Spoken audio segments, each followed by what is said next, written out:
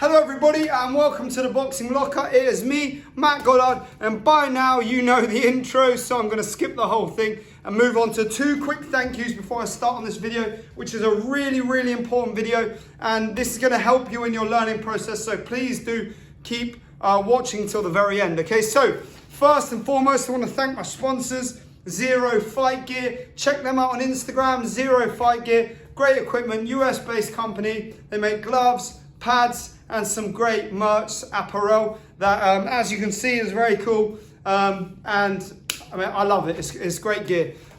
Second, I want to thank all of you guys for 2,000 subscribers. Look, it's going a lot slower than my Instagram growth, but I know YouTube is a lot more challenging, and I appreciate all of you for actually being interested in the content I produce. As always, I'm in the process of learning more and more about how to do this stuff. So yeah, once again, thank you all. Now, getting into the nitty gritty of the video, prioritizing your learning process, okay? Now, so many times I have seen boxers trying to do things, or aspiring boxers trying to do things that are too advanced for their basic foundational skill set, all right? Remember, okay, there is no good doing a 37 punch combination if you cross your legs over when you do it. There's no good doing a 45 punch combination if your hands are down here and you've got no defensive responsibility. There's no good doing a 3 punch combination then backing out with your hands down, right? We have to get the fundamentals right first. So how do we do that? We prioritize our training, we prioritize our drills, we prioritize our mindset. Now, first and foremost, numero uno, what is the number one thing that I should focus on when I'm learning to box? That is correct footwork, exactly right. So presume you've established your boxing position, right? So I've got my boxing position. Footwork, first and foremost, is the primary focus. So all day long I'm doing footwork drills. I step, I step, I step, I step, I step, I step. I get comfortable in the ring. I shuffle across. I shuffle across. I get used to using the space, working in circles. Then I add in the punch with that, so I get used to coordinating the hands and feet. So my footwork has to be correct. Bop, bop, bop, bop, bop, bop. Anybody that follows my page will have seen some of the drills that I show. Simple drills, simple skills. That's always the motto.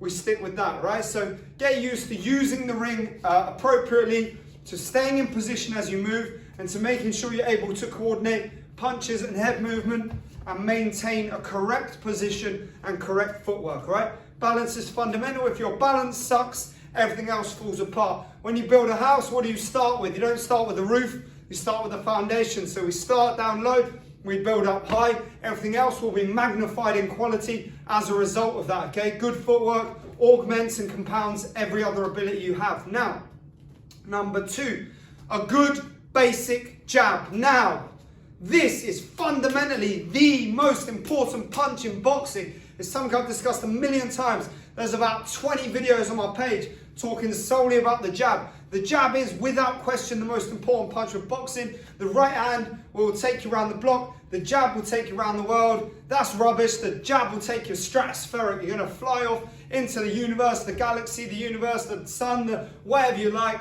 You're going to take yourself all the way around this whole stratosphere out of it, whatever. The jab is the most important punch for so many reasons. It is multifunctional. It controls distance. It controls position. It sets up punches. It defends you. It opens up the opponent. It does damage. It saps their energy. It conserves your energy. It enables you to score points and land all the time, all right?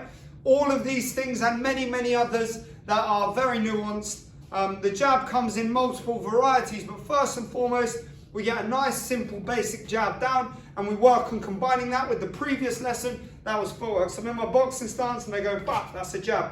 From here, wrist rotates over, elbow stays narrow. Bop, bop, bop, bop, bop, bop, bop. Keep it simple. On the shuffle, bap, bap, and keep it working all the time on that jab. Efficient, basic, simple, defensively correct, nice and snappy, nice and powerful. You can do it on the front foot, back foot, left foot, right foot, in, out, round and round. Do the hokey cokey. It's going to work, all right? If you have a good jab, you are streaks ahead of an awful lot of already established fighters. Watch how many fights are controlled by the jab. Look at great fighters active now. Terence Crawford, Shakur Stevenson, Usyk, Spence, Beterbiev, even Beterbiev. Now, Beterbiev is what you would consider an aggressive pressure fighter. His jab is exceptional.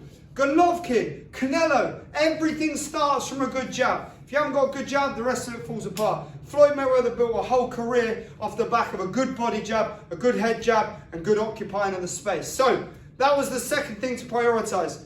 Footwork, and then a good jab. Think about what I've just told you. If the second most important thing to learn is a good jab, the third most important thing to learn is, you got it, how to defend a jab. If you can take the jab away from your opponent, again, you're ahead of them. You've got an advantage. You can control the pace. You can dictate the pressure, the situation, control the outcome of every scenario. So I'm in my boxing stance, good jab defense. First and foremost, I'm going to step back. I'm going to get used to getting out of the way of that jab. Boom. Use the footwork, step back. I can slip and get outside the punch. Get outside the punch. Sinking my weight, bending at the waist. I've got that catch. Boom. Rear hand catch. Rear hand catch. Keeping everything narrow. Catching that punch. I've got the parry with the lateral step. I've got a barrier. Intercepting with the lead hand. Making sure to keep the elbow high so it prevents the backhand follow-up. I can shut it down with the hands up. I can grab it and wrap it up, staying defensive, leaning away. I can get the forearm up to lift it. We've got so many options. You have to practice this with the jab in mind. I'm moving around, I'm shadow boxing. I practice that, bap, catch the jab back. Bap, slip the jab. Bap, step out the way of the jab. Bap, barrier. Bap, cover it up. Defend, learn to defend. Ingratiate, incorporate defense into every single aspect of your practice. And I promise you, I can categorically guarantee you, it will take you a level beyond what you would have been had you just focused on throwing really good punches. That transitions us nicely into the fourth thing, which is simple combinations, right? Combinations do not have to be complex. 3, 4 punches at most. Then we move, then we do other things, right? So I'm in my boxing stance and I go 1, 2, 3, right? And then I'm going to move my feet. And then I go 1, 2, 3, and then I'm going to jab. And then I go double jab, cross, and then I'm going to get them hands up and defend. And then I go jab, cross, hook, cross, move back, take a couple of steps around. Yep, simple, simple combinations. 3 or 4 punches. We don't need to be practicing 27 punch sequences with 47 head movements, 15 footwork steps, 25 flips, 14 somersaults. It's all a load of utter trash. It's rubbish, it's garbage, it's whatever you want to call it in whatever country you're in. It is not doing you any good unless you're already at that level, unless you're already there. Even then, even the very best boxers, look at Pacquiao, look at Mayweather, look at Canelo, look at Golovkin, look at Usyk, Lomachenko, Shakur Stevenson, Crawford, Spence. Look how much time they spend when they're shadowboxing doing simple things. It's not 47 punch sequences, it's jabbing and catching and jab and cross hook. Uppercut, hook, cross, catch, catch, roll, but. Keep it simple, right? Attack to the body and head. 1, 2, 3, 4, and then I move. 1, 2, slip, but, and then we move. Keep everything simple. Phase through your attacks, phase through your combinations with head movement and footwork. Bringing me nicely in this segue into the 5th most important thing to practice, prioritizing your process of learning, which is, of course, head movement. Now, these 2, 4, and 5 are essentially interchangeable, okay? Do you want to prioritize head movement before you learn how to throw combinations so then you can incorporate head movement into those combinations? Perhaps. So this video may be run the wrong way. Really, I should probably change head movement into number 4. But the idea is the same, okay? So we learn how to slip a punch, we learn how to slip a punch. We learn how to roll, we learn how to roll, we learn how to pull, okay? There's no need to learn any other movements, okay? I slip a left hand straight, I slip a right hand straight, I roll the left hand, I roll the right hand, I pull back on any punch that's at full extension. We have options. They're very simple skills to learn. You just have to drill them appropriately. Now, this is where it becomes important because we combine that with all of the rest of the aspects of our learning, and all of a sudden we're building a complete picture. We're painting a portrait. We're doing the Mona Lisa. We're We're doing those sunflowers that Van Gogh did. You know, this is Pablo Picasso at his prime. This is Salvador Dali painting clocks in all sorts of drippy ways. What we're looking to do is combine all of those skill sets. So I'm in my boxing stance. I'm going to reorder it and do the head movement before I work on the combinations. As I said earlier, I think it's probably easier to prioritize it in that manner. It's just important that these are the 5 things you learn first and foremost. So what do I do first? I start off my round. I'm shadow boxing. Footwork. Laterally. The more you move laterally, the harder it is to shut you down. I use the space. I use the ring. We don't want to be working in straight lines all the time. Circles. Now I incorporate my jab. That was the second thing. But jab, nice and straight. Jab. And incorporate some jab defense. Jab, catch, slip. Jab, step out. Now I introduce some head movement. Jab, slip. Jab, roll. Now a combination. Jab, cross, roll. Cross, hook, roll. Jab, catch. Double jab. Jab, catch, slip. Cross, hook, cross. Jab, jab. Move round. All of a sudden, it looks like you're a competent boxer. All of a sudden, without knowing it, you are a competent boxer. Simple drills for simple skills. 5 things to prioritize. Everything else will fall into place once you've built those foundations correctly. Let's think of them in this way. Footwork is that base layer. You've dug it out, right? You've dug out your foundations. A good jab defense, that's the concrete. We fill that foundations up with concrete. Now it's solid, okay? We can work with those 3 things. Everything else can fall on from that. Then we build the outside, the inner skin. The inner skin of the blocks or the brickwork, however you want to do it, your wooden frame, whatever it is. That is your head movement, okay? Now all of a sudden we're looking even better, everything's smoother. And then we fill that outer skin of brickwork tied into the inside, and we're working on combination punching. That incorporates the counters. I roll, I throw 3 punches. That's my counter punching, right? It all falls into place. 5 things to prioritize. Learn them in that order.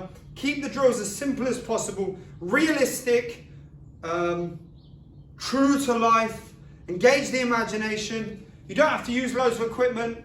Get yourself in a boxing ring. Get yourself a square space and work around it. It really, really is that simple, guys. I'm just fed up of seeing overly complex trash that isn't really helping anybody. In fact, it's just diminishing everybody's ability to learn in a sensible process, okay? Let's get back to the old school, actually applying sensible skill set and learning those things in a manner that enables us to compete in that methodology, all right? We don't need to be learning gloves here and you know, bouncing over the top of steps and spinning around on plates. If you can't do all of these foundational things, there's no point doing all of that. Otherwise, without the foundations, what happens to the house?